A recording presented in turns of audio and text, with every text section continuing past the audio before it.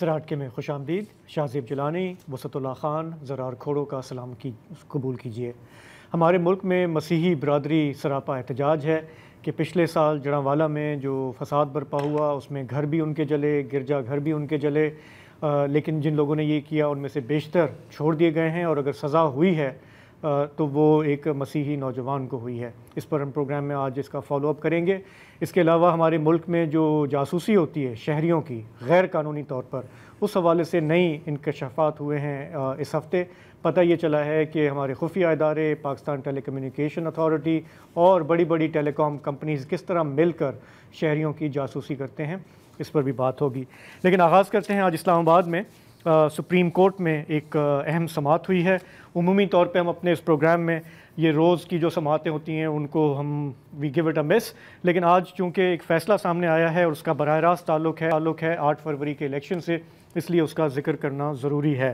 ہم یہ جانتے ہیں کہ یہ جو الیکشن ہوا فروری میں اس پر کئی سوالات ہیں، اعتراضات ہیں، تحفظات ہیں، اور اس حوالے سے پی ٹی آئی ایک سیاسی لڑائی جو ہے وہ پارلیمنٹ کے اندر ہماری ٹی وی اسکرینز پر ڈپلومسی کے ذریعے وہ لڑ رہی ہے. لیکن جو قانونی لڑائی ہے وہ عدالت میں مختلف کیسز ہیں اس میں چل رہے ہیں. آج ایک اہم کیس میں سپریم کورٹ نے ایک آرڈر جاری کیا. یہ معاملہ ہے الیکشن ٹریبیونلز کا. آپ کو یاد ہوگا کہ جب یہ دھاندلی کے الزامات سامنے آئے تو سب نے کہا کہ جی آپ الیکشن ٹریبیونل میں جائیں، لیکن اس میں ایک بڑا تضاد یہ سامنے آ گیا کہ الیکشن کمیشن اور لاہور ہائی کورٹ میں کے درمیان ایک سمجھیں کہ پھڈا شروع ہو گیا کہ لاہور ہائی کورٹ نے کہا کہ ججز ہم تعینات کریں گے، الیکشن کمیشن نے کہا جی ہمارا اختیار ہے. اور اس میں ہم نے دیکھا کہ پچھلے چند مہینوں میں وہ معاملہ پھنستا چلا گیا، اور پھر الیکشن کمیشن نے سپریم کورٹ سے رجوع کیا کہ جو ٹریبیونلز لاہور ہائی کورٹ کے حکم پہ بنے ہیں ہم انہیں نہیں مانتے. تو آج سپریم کورٹ نے بیسکلی جو رولنگ دی، انہوں نے کہا کہ یہ جو بھی بنے ہوئے ہیں اس وقت الیکشن کے ٹریبیونلز، جس میں لوگ فارم 45 والے جا رہے ہیں کہ فارم 47 والے جو ہیں وہ جیتے نہیں، ہم جیتے ہوئے ہیں. آج سپریم کورٹ نے کہا کہ جی یہ سب فی الحال آن ہولڈ ہے، یہ ہم سسپینڈ کر رہے ہیں. اور پھر انہوں نے ہدایات جاری کی سپریم کورٹ کو کہ آپ لاہور ہائی کورٹ سے بات چیت کریں، کنسلٹیشن کریں اور پھر اس معاملے کو آپ حل کریں. ہم یہ جانتے ہیں کہ لاہور ہائی کورٹ میں نئی چیف جسٹس صاحبہ آئی ہیں، پہلی بار ایک فیمیل چیف جسٹس آئی ہیں. ابھی ان کا ایک پروسیس چل رہا ہے. جب وہ سمجھیں کہ اپنا کام شروع کریں گی تو پھر امید ہے کہ الیکشن کمیشن ان سے بات چیت کر کے اس معاملے کو تھوڑا حل کرے گا. اسی دوران جو آج کی جو سماعت ہوئی اس میں ایک سمجھیں کہ عجیب سا مرحلہ تب آیا جب ایک وکیل صاحب نے قاضی فائز عیسیٰ صاحب پر اعتراض کیا کہ آپ اس بینچ میں نہ بیٹھیں، جس پر وہ کافی ان کو غم و غصہ بھی آیا، اور انہوں نے کہا کہ آپ یہ کورٹ کو اسکینڈلائز کرنا بند کریں. انف از انف. آپ یہ ہیڈ لائنز بنانے کے لیے یہ معاملہ کر رہے ہیں، اور انہوں نے کہا کہ یہ اس طرح اگر یہ چلتا رہا تو ہم یہ جو اگر وکیل اس طرح سے بیہیو کریں گے تو ہم یہ بار کونسل کو بھیجیں گے کہ آپ کے لائسنس کینسل ہوں. تو قاضی فائز عیسیٰ صاحب سے جو پی ٹی آئی کا لگاؤ ہے وہ کسی سے ڈھکا چھپا نہیں ہے.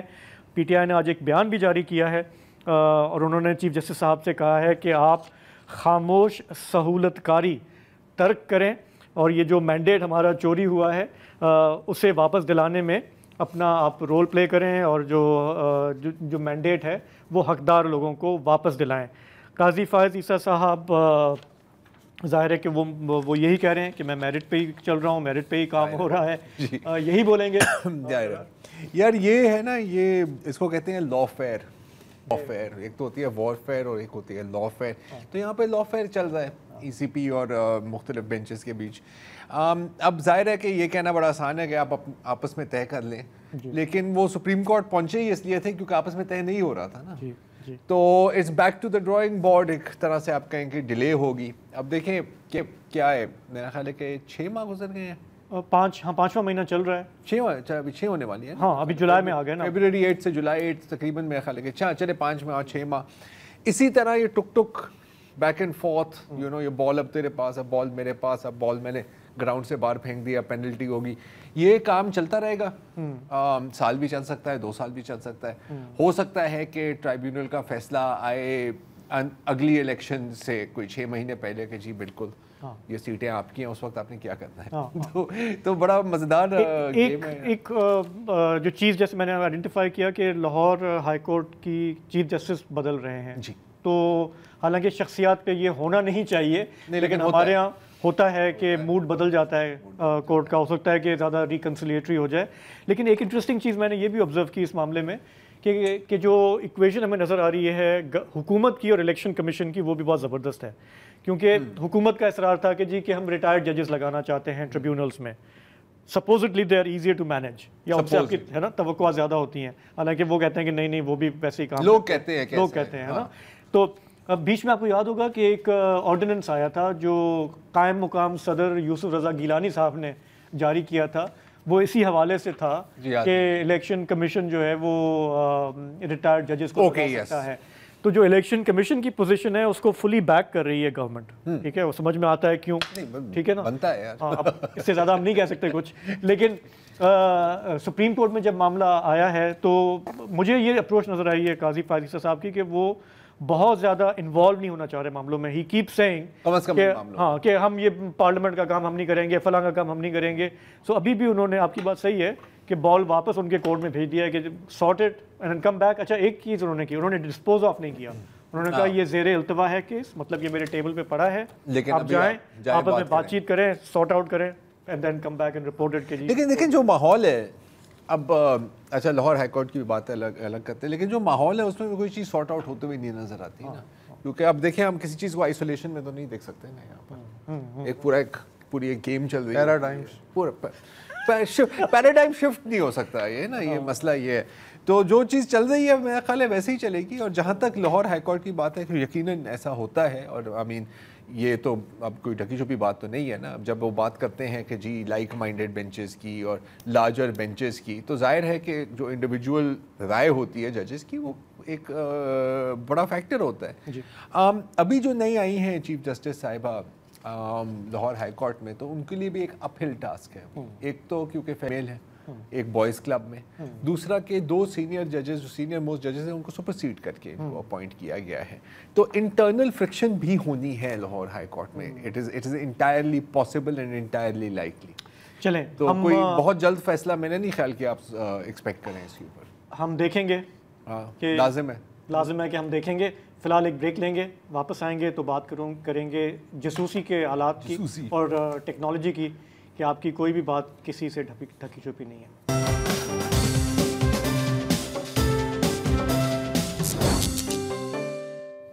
اس ملک پاکستان میں صدر مملکت سے لے کے ایک عام صحافی تک کون یہ دعویٰ کر سکتا ہے کہ اسے کبھی بھی زندگی میں فون ٹیپنگ یا سرویلنس کا تجربہ نہ ہوا ہو؟ مگر اب یہ طریقہ بہت پرانا ہو چکا ہے. جس کے پاس صلاحیت اور اختیار ہے وہ ہزاروں میل دور بیٹھ کے بھی آپ کی دن رات کی ہر نقل و حرکت سن سکتا ہے، دیکھ سکتا ہے.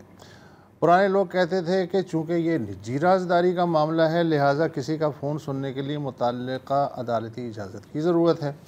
مگر اب یہ روایت بھی کھڑکی سے باہر پھینک دی گئی ہے. ٹیکنالوجی نے یہ ممکن بنا دیا ہے کہ کوئی بھی ایجنسی ملکی مفاد یا قومی سلامتی کے نام پہ ایک ساتھ لاکھوں لوگوں کی گفتگو سن سکتی ہے اور دھڑلے سے اعتراف بھی کر سکتی ہے کہ ہاں ہم ایسا کر رہے ہیں، جو بگاڑنا ہے بگاڑ لو. یہ بات کبھی نہ کھلتی اگر گزشتہ ہفتے اسلام آباد ہائی کورٹ میں جسٹس بابر ستار کی عدالت میں بشرا بی بی اور ان کے وکیل سردار لطیف کھوسا کی فونی گفتگو کو سوشل میڈیا پہ جاری کرنے کے خلاف رازداری کے جو سماعت ہے وہ نہ ہوتی اور اس میں یہ بتایا گیا کہ پاکستان میں موبائل فون کمپنیاں لافل انٹرسیپٹ مینجمنٹ یعنی لمس سسٹم کے تحت خفیہ اداروں کو صارفین کا ڈیٹا فراہم کرنے کی پابند ہیں. عدالت نے حکم دیا کہ اگرچہ پاکستانی حکومت اور ٹیلی کمیونیکیشن اتھارٹی کا دعویٰ ہے کہ کسی بھی ایجنسی کو شہریوں کے نجی ڈیٹا کی نگرانی کی اجازت نہیں دی گئی ہے، مگر حکومت یہ رپورٹ عدالت میں جمع کروائے کہ لافل انٹرسیپٹ مینیجر سسٹم کیا ہے اور اس کے لگانے کا ذمہ دار کون ہے.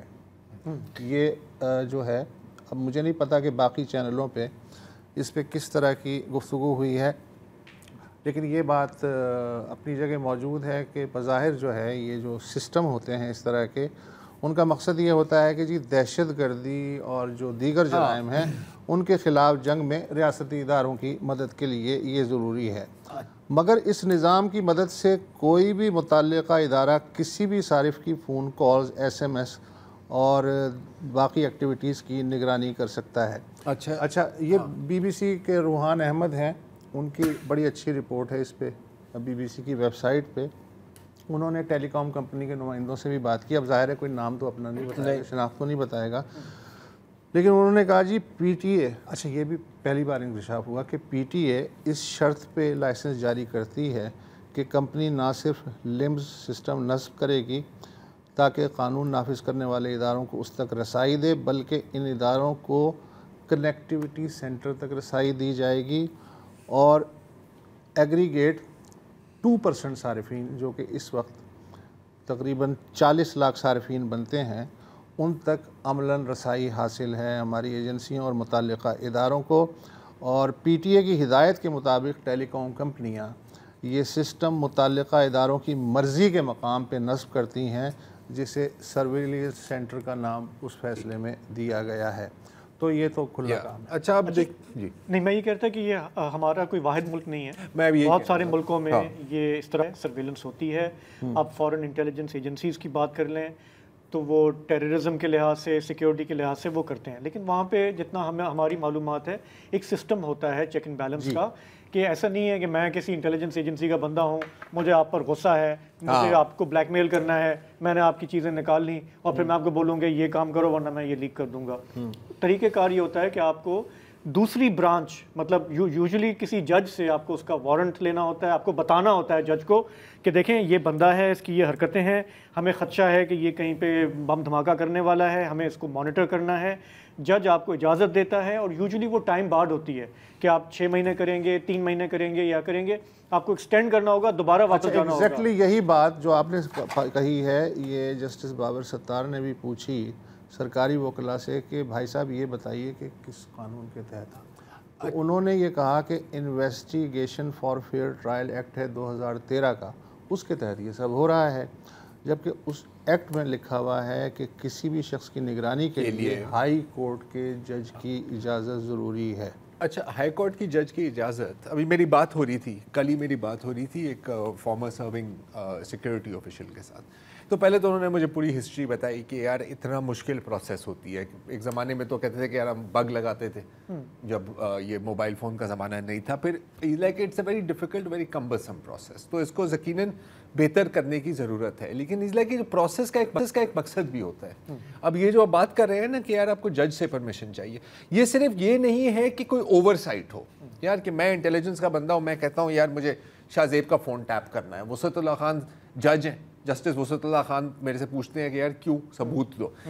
ایک اس کا جو بنیادی مقصد یہ ہوتا ہے کہ جب آپ اس کیس کو عدالت پہ لے جائیں گے اور جب آپ چاہیں گے کہ اس بندے کو میں نے کنوکٹ کرنا ہے، this becomes part of the evidence. اگر ایڈمیسیبل ہوگا، ایڈمیسیبل ہوگا. یہ سب ایڈمیسیبل کیوں نہیں ہے؟ یہ جو لیکس آتے ہیں ٹی وی چینلوں پہ، کیوں آپ کچھ ایڈمیسیبل نہیں ہے؟ کیونکہ آپ کو پتہ ہی نہیں ہے کہ آپ نے کیسے اس کو کیا ہے، کوئی وارنٹ نہیں ہے، کوئی پرمیشن نہیں، اور کس ایجنسی نے کیا، اور کس ایجنسی نے کیا ہے، جس سے ہم شاید یہ نتیجہ نکال سکتے ہیں کہ مقصد ظاہر ہے لوگوں کو کنوکٹ کرنا نہیں ہے. آپ صرف یہ دیکھ لو کہ یہ جو الیکشن سے پہلے 1-1.5 سال میں کتنے آڈیو لیکس آئے، وہی ٹی وی چینلوں پہ آئے، اور کس کس کے آئے. ہمیشہ وہی وہ ایک ہی لوگ ہیں جو ٹارگٹ میں تھے، جن کے آ رہے تھے. اس وقت ماضی میں دوسروں کے بھی آ چکے ہیں. تو بار بار یہی سوال اٹھ رہا تھا کہ کون کر رہا ہے، کیوں لیک کر رہا ہے. اور میرا خیال ہے کہ ہمیں تھوڑا سا یہ اپریشیٹ کرنا چاہیے کہ بابر ستار صاحب جس طرح سے اس کیس کو لے کے چلے ہیں، ان کی اپنی ویلیفیکیشن ہوئی ہے، بالکل ان کے خلاف مہم چلی ہے، ٹرینڈ چلائے گئے ہیں، اپنے ججز کی بھی بگنگ ہوئی ہے، ان کے اپنے ججز کی بھی ہوئی ہے، جو تو مطلب وہ تو بگز چلے لائٹوں میں پڑے ہوئے تھے، وہ نکل آئے مبینہ. اب میں ایک تھوڑا سا ایڈوکیسی کرنا چاہتا ہوں کہ فرض کریں کہ بعض اوقات ریئل ٹائم میں ضرورت ہوتی ہے کہ آپ بگنگ کریں تاکہ وہ ملزم جو ہے وہ ادھر ادھر نہ ہو جائے. اچھا میرا سوال یہ ہے کہ جس تفتیش کے سلسلے میں یہ سہولت حاصل کی جاتی ہے، کیا کوئی ریکارڈ ہے کہ اس تفتیش کا الٹیمیٹ نتیجہ نکلا کیا؟ سر اس کا ہی ریکارڈ نہیں ہے، اس کا کیا ریکارڈ ہوگا؟ اچھا یہ بات صحیح ہے کہ ہمارے یہاں جو وہ اس لیے ضروری ہے تاکہ یہ بات جو نہیں یہ تو ہمیں ماننا پڑے گا کہ ہمارے ہاں جو ہم نے دہشت گردی کے خلاف لڑائی لڑی ہے اس میں اس کا ایک امپورٹنٹ رول ہے. مطلب آپ صرف یہ دیکھ لیں کہ اسامہ بن لادن کو کیسے ٹریس کیا گیا، بہت ساری اور چیزیں بھی تھیں، لیکن یہ ہائی ٹیک، یہ فون، یہ کالز، یہ سب اس کا حصہ ہے نا. سو اس سے کوئی بھی انکار نہیں کر رہا کہ یہ نہ ہو. بات یہ ہو رہی ہے کہ اس کی آڑ میں آپ جب سیاسی اکھاڑ پچھاڑ کریں گے، ججز کو بلیک میل کریں گے، پولیٹیشنز کو کریں گے، صحافیوں کو کرائیں گے، یہ ایک بالکل ایک اوپن وائلڈ فیلڈ ہے آپ کے لیے کہ آپ اس معلوم، آج کل کہتے ہیں انفارمیشن از ایوری تھنگ، تو جب آپ اس کو ابیوز کریں گے آپ اپنے ملک کے آئین کی خلاف ورزی کر رہے ہیں. رائٹ ٹو پرائیویسی کا ہمارا جیسا ملک ہے، لوگوں کو جو ہے وہ اویئرنیس ہی نہیں ہے. لیکن اس میں بڑا رول یہ ہماری ٹیلی کام کمپنیز کا بھی ہے. جب ہم ان کے یہ سائن کرتے ہیں نا fine print, I am sure کہ انہوں نے اس میں ڈالا ہوگا کہ جی کہ ہمیں سارا ڈیٹا آپ کا دینا پڑے گا، ہم بڑے بغیر سائن کر دیتے ہیں. کیا کیا وہ جو یولا کہتے ہیں ان نے کیا لیکن انہیں بھی کھینچنے کی ضرورت ہے کہ یہ جو ہے، کیونکہ ملی بھگت ہے نا آپ کے پی ٹی اے کی، آپ کے ٹیلی کام کمپنیز کی، آپ کی انٹیلیجنس ایجنسیز کی. ایک آخری بات میں کروں گا، جہاں تک میری معلومات ہے انٹیلیجنس ایجنسیز میں بھی درج ہیں، ہر ایک کو ہر چیز تک ایکسیس نہیں ہے. آپ کی جو سولین انٹیلیجنس ایجنسیز ہیں وہ جینیون کیسز میں بھی جب انویسٹیگیٹ کر رہی ہوتی ہیں ان کو کہیں اور جانا پڑتا ہے کہ بھائی مجھے یہ معلومات چاہیے، مجھے یہ دو.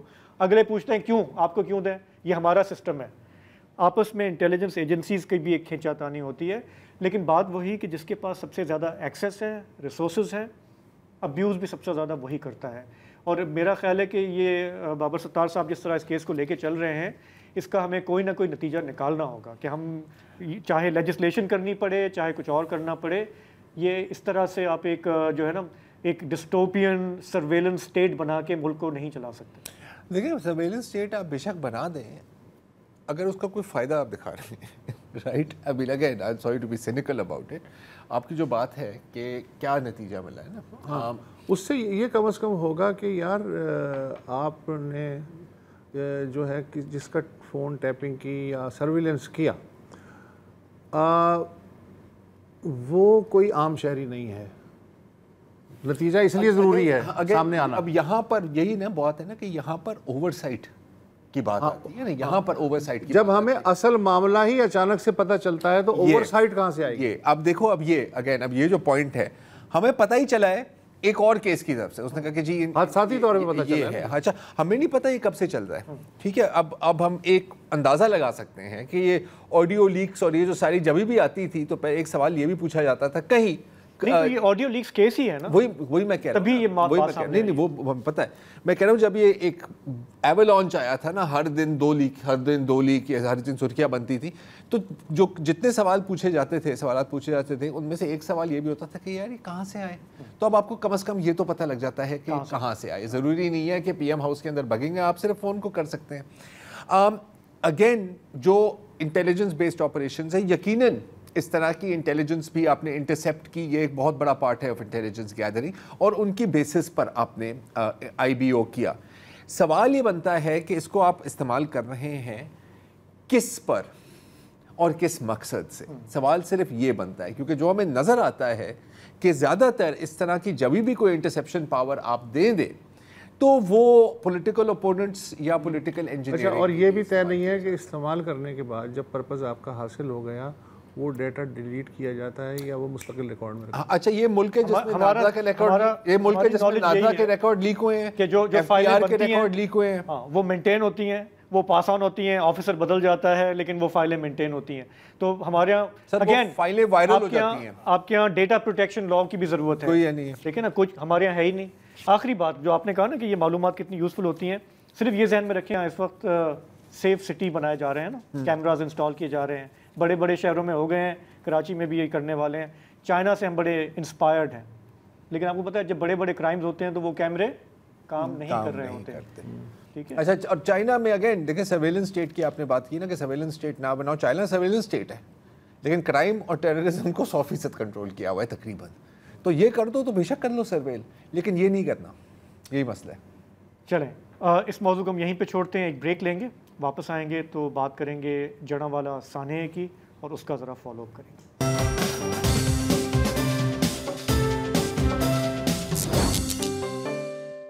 اس ملک میں سول سوسائٹی یا جو مذہبی تنظیمیں ہیں یا جو ویلفیئر آرگنائزیشن ہیں وہ روزانہ کسی نہ کسی شہر میں احتجاجی مظاہرہ کرتی رہتی ہیں، تو یہ ہماری روزمرہ زندگی کا حصہ بن چکا ہے۔ لیکن پچھلے ہفتے کچھ ایسے مظاہرے ہوئے جن کا ہمیں نوٹس لینا پڑ گیا۔ مثلاً وہ وجہ یہ تھی کہ 29 جون کو ساہیوال کی ایک انسداد دہشت گردی کی عدالت نے ایک 26 سالہ مسیحی نوجوان احسن شان کو اس جرم میں سزائے موت سنا دی کہ اس نے اگست 2023 میں جڑاں والا واقعے سے متعلق ایک ویڈیو ٹک ٹاک پہ اپلوڈ کر کے اسے ری پوسٹ کیا۔ چنانچہ اس نے اکثریت کے مذہبی جذبات مجروح کیے اور توہین اسلام بھی کی۔ خود جو جڑاں والا واقعہ ہے، ہم آپ کو یاد دلا دیں کہ لگ بھگ 3 درجن چرچ، بائبل کے نسخے نظر آتش ہوئے، 20 گھرانے جلا دیے گئے، سینکڑوں لوگوں کو جان بچانے کے لیے بھاگنا پڑا تھا۔ لیکن اس میں شامل جو بھی بلوائی تھے جن کو پولیس نے بک کیا تھا، یا تو وہ ضمانت پہ رہا ہو گئے یا پھر بری کر دیے گئے۔ ہمارے ساتھ اس وقت سماجی کارکن لوک صاحب موجود ہیں۔ لوک صاحب، thank you so much for joining اس۔ یہ بتائیے کہ یہ جو اس طرح کا انصاف ملتا ہے کہ جی ٹک ٹاک پہ ویڈیو بھی اس نے نہیں بنائی تھی، وہ اپلوڈ کر کے آگے بڑھا دی، اس پہ سزائے موت، آپ ایسے انصاف پہ اب حیران ہوتے ہیں یا اب ایک معمول کی بات ہے ہمارے لیے؟ جی thank you for having me on this show. اور میں سمجھتا ہوں کہ موجودہ ججمنٹ آئی ہے اور یہ جو موجودہ اسٹیٹ آف افیئرز ہیں کہ اب blasphemy and what constitutes blasphemy وہ اتنا ویگ ہو چکا ہے، اتنی ویگ ڈیفینیشن ہو چکی ہے کہ اب ایک احسن مسیح 26 سالہ کرسچن مسیحی بچہ جو کہ 19 تاریخ کو، not even on the 16th، جو ابھی تک ایک بات سامنے آ رہی ہے کہ اس واقعے کے 3 دن بعد یہ FIR کٹتی ہے کہ 19 تاریخ کو اس نے ٹک ٹاک پہ ایک ویڈیو جو کہ نہ اس نے ریکارڈ کی اور نیچرلی ساہیوال میں بیٹھے ہوئے نہ جب وہ جڑاں والا گیا ریکارڈ کرنے کے لیے، اور وہ ایک ایسی ویڈیو کہ جنہوں نے جڑاں والا کے اندر جلاؤ گھیراؤ کیا وہ انہوں نے ریکارڈ کر کے آلریڈی 10,000 اکاؤنٹ سے سوشل میڈیا پہ آلریڈی یہ ویڈیو گردش کر رہی تھی، میں نے بھی دیکھی اور دیگر پاکستانیوں نے بھی دیکھی ہوگی۔ ایک کرسچن مسیحی بچے نے، اور پرہیپس، اور ابھی تک میں یہ بھی بتا دوں کہ یہ بھی واضح نہیں ہے کہ کیا اس نے وہ صحیح میں شیئر کی تھی یا نہیں کی تھی۔ Prosecution has failed to produce any concrete evidence in that regard as well۔ یہ ججمنٹ نوٹ کرتی ہے کہ جو پنجاب فورینسک لیبارٹری ہے اس نے یہ ہار مان لی اور اس نے لکھ کر دیا کہ بھائی ہم نہ ان کا اکاؤنٹ ریکور کر سکے ہیں، نہ ہی جو ایک اسکرین شاٹ دکھایا جا رہا ہے ہم اس کی ویلیڈیٹی کے اوپر کوئی مثبت بات کر سکتے ہیں، کوئی بالکل حتمی طور پہ کہہ سکتے ہیں کہ یہ ٹیمپرڈ نہیں ہے اور یہ صحیح معنوں کے اندر احسن مسیح کے اکاؤنٹ سے ہی شیئر کی گئی۔ بہرحال بات یہ ہے کہ ایک ایسی ویڈیو جو کہ صرف ایک فیکچول جو چیز وہاں پر ہوئی ہے اس کو for the sake of news share کیا جا رہا ہے، اس کے اوپر بھی اس کو بلاسفیمی کا رنگ دے دیا گیا۔ اور اس سے زیادہ بڑھ کے میں آپ کو بتاؤں کہ حال میں ہی بلکہ اسی سال کے اندر ایک کرسچن بچے کے اوپر پنجاب کے ایک اور کسی شہر کے اندر ایک اور FIR کٹی تھی۔ اس نے تو کوئی ویڈیو بھی شیئر نہیں کی تھی، اس نے تو کوئی جلے ہوئے اور آگ کی بھی پکچر بھی نہیں ڈالی تھی، اس نے تو فقط بائبل میں سے 1 Corinthians chapter 10 کی ایک ورس کوٹ کی تھی، اور وہ ورس تھی کچھ اس حوالے سے کہ جو کرسچنز ہیں وہ مسلمانوں کی جو عید الاضحیٰ ہوتی ہے اس کی قربانی میں شریک نہ ہو۔ یہ میرا ببلیکل ایک ڈاکٹرن ہے۔ اس نے بائبل کی ایک ورس شیئر کی تھی تو اس پہ بلاسفیمی کا پرچہ کاٹ دیا تھا کہ جی آپ نے ریلیجس سینٹیمنٹس آؤٹریج کیے ہیں مسلمان دوستوں کے جو کہ عید سیلیبریٹ کر رہے تھے، نہ کہ اس ورس کے اندر بھی، نہ پیسج کے اندر، نہ اس نے اپنی کسی اور الفاظ سے یہ چیز کہی تھی کہ یہ عید خراب ہے یا عید غلط ہے یا عید کے خلاف کوئی بات کی گئی۔ سو بلاسفیمی اتنا زیادہ ایک ویگ کانسیپٹ بن چکا ہے کہ the boundaries have been blurred so much کہ اب آپ کس چیز کو بلاسفیمی کہیں۔ میں اگر ابھی یہاں پر یہ بات کر رہا ہوں، کل کو کوئی اٹھا کے کہہ دے کہ جی اس نے یہ ساری چیزوں پہ بات کی ہے بھی blasphemy. It has become so ridiculous and it is becoming more ludicrous day by day۔ ایک میں یہ چیز جاننا چاہ رہا تھا کیونکہ آپ اس معاملے پہ نظر رکھتے ہیں، ہمارے ہاں تو فالو اپ زیادہ ہوا نہیں جڑاں والا والے واقعے کا، لیکن میں خبر پڑھ رہا تھا مائنورٹی الائنس کے چیئرمین ہیں ایڈوکیٹ اکمل بھٹی، ان کا یہ کہنا ہے کہ جو 135 ملزمان پکڑے گئے تھے ان میں سے بیشتر چھوٹ گئے ہیں بیل پر یا ان کے چارجز ڈراپ ہو گئے ہیں۔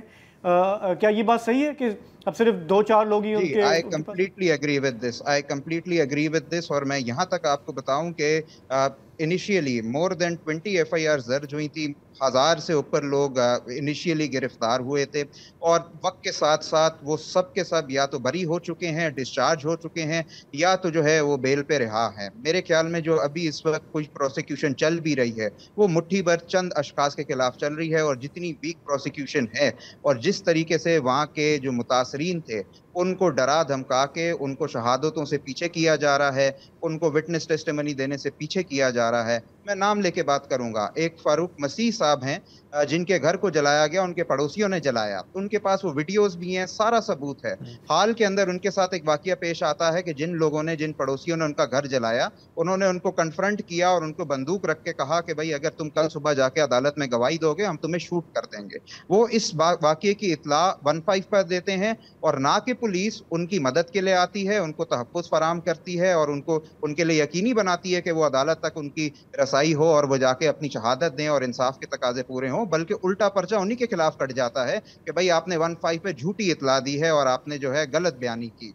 तो इस तरीके से जो हरासमेंट हो रही है, और इवन लास्ट ईयर हम सब ने देखा कि किस तरीके से even in the wake of Jaranwala एक पास्टर विक्की का केस हुआ कि एक चर्च जो वहाँ जलाओ घेराव में बच गया था, जो नई जिसको जलाया गया था, उसके बाद उसके ऊपर कुछ इस्लामी कलमात लिखे गए एक शरारत के मंसूबे से कि कल उसके ऊपर जो है कुछ और मजीद एक इंसिडेंट क्रिएट हो जाए। उस पास्टर ने जब अपनी मुद्दत में FIR कटवाई तो पुलिस ने उनको जबरी तौर के ऊपर गुमशुदा कर दिया, मोर देन 2 वीक्स उनको इलीगल कन्फाइनमेंट में रखा। जब writ of habeas corpus file की गई तब उनको जब अदालत के सामने पेश किया तो ये अदालती हुक्मनामे को मैं कोट कर रहा हूँ कि अदालती हुक्मनामे ने नोट किया कि इनका ज़हनी तवाज़ुन, इनकी फिजिकल कंडीशन इतनी डिलैपिडेटेड है, जो लफ्ज़ इस्तेमाल किया अदालती हुक्मनामे में कि इनकी कंडीशन डिलैपिडेटेड है, इतना टॉर्चर किया गया उस पास्टर। तो हम तो एक ऐसे सिनेरियो में आ चुके हैं कि जिनके साथ जबर किया जा रहा है, जिनके साथ जुल्म किया जा रहा है, उल्टा उन्हीं की अच्छा, ये जो एहसन मसीह जिसको अभी 29 जून को सजाए मौत सुनाई है ATC ने, इसका जो FIR थी वो एक सब इंस्पेक्टर की मुद्दत में काटी गई थी जी। तो अब वो SHO के ओहदे पे तरक्की पा गए जी। अच्छा, और एक और मैं आपको बताऊं कि इस केस में कंप्लेनेंट भी पुलिस थे, ठीक है, इसमें कोई मसला नहीं है। तमाम जो गवाह, बिल्कुल जो प्रोसिक्यूशन के जो गवाह थे वो भी सब पुलिस वाले, ठीक है, ऐसे भी हो सकता है। लेकिन एक जानिब हम ये देखते हैं और दूसरी जानिब हम देखते हैं, चाहे आप जोसेफ कॉलोनी की बात करें या आप गोजरा की बात करें या आप जड़ावाला की बात करें, कि जिन्होंने एक्चुअली जलाओ घिराव किया है, हालांकि वो खुल के पोज कर रहे हैं यूं, नो मास्क्स नथिंग, उनके बारे में कुछ नहीं किया गया। ये तो एक वाकया है। अभी कुछ चंद हफ्ते पहले ही हम बात कर रहे थे स्वात की। स्वात में आप देख सकते हैं एक पूरा क्राउड है, खुशी से बंदे को कत्ल करके जला देते हैं और खुल के स्क्रीन पर आके ना सिर्फ इकबाल जुर्म करते हैं बट कहते हैं कि जी ये किसी ने भी किसी के ऊपर इस तरह का इल्ज़ाम भी लगा तो हम कत्ल कर देंगे, और उनकी हिमायत करने के लिए आती हैं फिर TLP के लीडर्स जो खुद अपनी वीडियोस में ओपनली थ्रेट्स देते हैं। आज चीफ मिनिस्टर पंजाब ने सवात वाक़े के हवाले से बड़ा एक दबंग बयान दिया कि आप कानून हाथ में ना लें, रियासत मौजूद है, यूं है। लेकिन जो बात हम आपसे सुन रहे हैं उसमें तो ये एक बहुत क्लियर एक पैटर्न है कि हुकूमत, पुलिस, वो तो जो मुल्ज़िमान है उनकी सपोर्ट में आ रही है। आप कानून हाथ में ना ले, रियासत मौजूद है ना कानून हाथ में ले। हाँ, मतलब ये आपकी बात से तो जितनी भी एश्योरेंसेस हमें मिली थी, देखें जड़ावाला वाक़या एक हाई प्रोफाइल वाक़या था, चीफ जस्टिस साहब गए थे, दूसरी शख्सियात गई थी और एश्योरेंसेस दी गई थी। लेकिन एक साल के बाद हम ये देख रहे हैं कि मुल्ज़िमान जो थे वो मोस्टली छूट गए हैं, उल्टा कम्युनिटी के एक बंदे को सजाए मौत हो रही है। जी, मैं इस पे ज़रा एक करूं कि देखें क्यों ना जो जाबिर है और ये जो ब्लास्फेमी के ख़ास तौर से एक सेंटिमेंट और एक ये जो है आपकी आइडियोलॉजी क्रिएट हो चुकी है कॉमन मैन के अंदर, जो कि इस तरीके के वाक़यात पेश कर रहा है। और आपने बिल्कुल सही कहा कि स्वात के अंदर तो इतनी देदा दलेरी और इतना ज़्यादा निडर हो के वो अपनी वीडियोस बना रहे हैं, फ़ख्र महसूस कर रहे हैं। चलिए, आपका बहुत बहुत शुक्रिया, थैंक यू वेरी मच। आपने ये जो खोल के रख दी हमारे सामने। एक ब्रेक लेंगे और वापस आएंगे तो फिर हम बात करेंगे कि गज़ा में इसराइल क्या कर रहा है।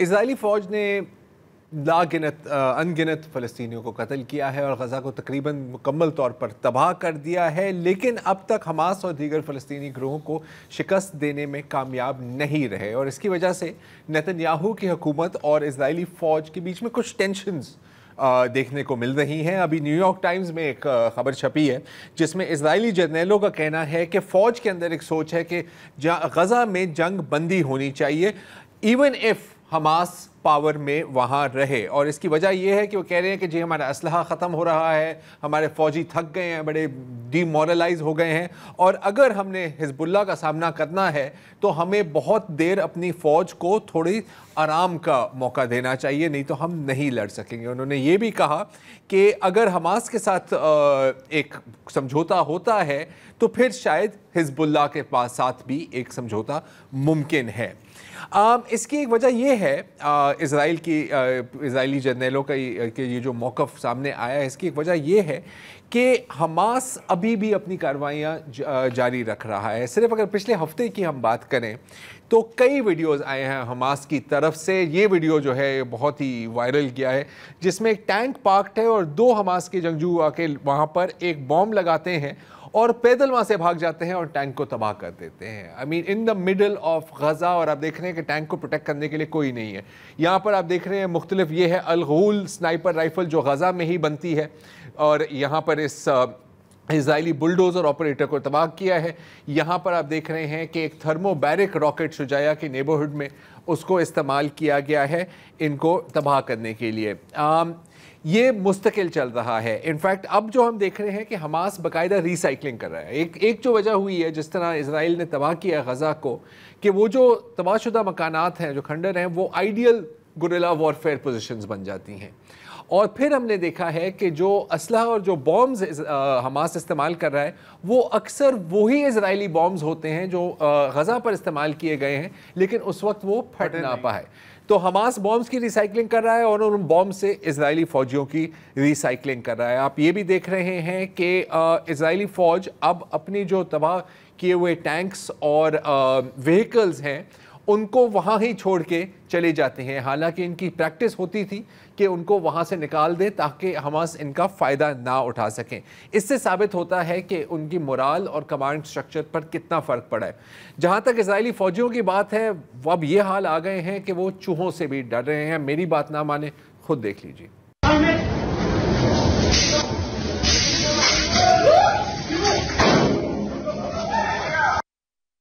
से गिरा था, मैं आपको स्लो मोशन में भी दिखा सकता हूँ। और वो चीखें हैं कि शायद कोई ग्रेनेड तो नहीं फेंक दिया किसी के ऊपर।